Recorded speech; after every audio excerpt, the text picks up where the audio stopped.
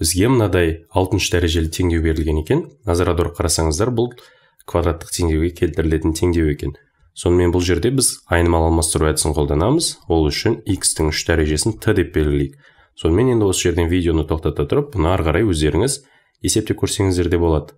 Ал енді бұны ары қарай есептейтін болсақ, мына x-тің 6 дәрежесі дегеніміз x кубтың квадраты. Демек, онда бұл t квадрат қосылған 9t қосу 8 тең 0 болады.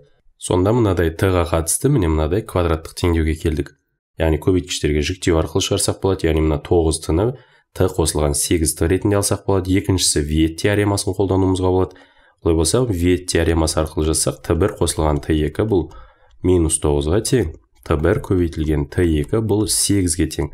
Сонымен енді осы сандарды табатын болсақ, бұдан t1-дің -1-ге тең екендігі және t2-ның -8-ге тең екендігі шығады.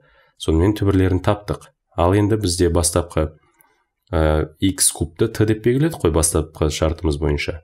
Ал енді осыдан кері алмастыру жасау арқылы x-ті табайық. Сонымен бірінші жағдай t тең -1 үшін, онда x куб деп отырғанымыз t-ға тең еді ғой. Онда кері алмастыру жасасақ, x куб -1-ге тең болады. Бұдан x-тің мәні -1-ге тең екендігі шығады. Әрине бұның тағы екі комплекс түбірі бар. Біз тек нақты сандар жиынында түбірін іздеп жатқандықтан, бұның тек қана -1 деген нақты түбірін ғана аламыз. Келесі екіншісі t тең -8 жағдайын қарастырсақ, онда x куб -8-ге тең болады. Бұл да тура осылай. x деп отырғанымыз -2-ге тең екен. Сонымен жауабын таптық. Мына берілген есептің жауабы -2 және -1 болады екен.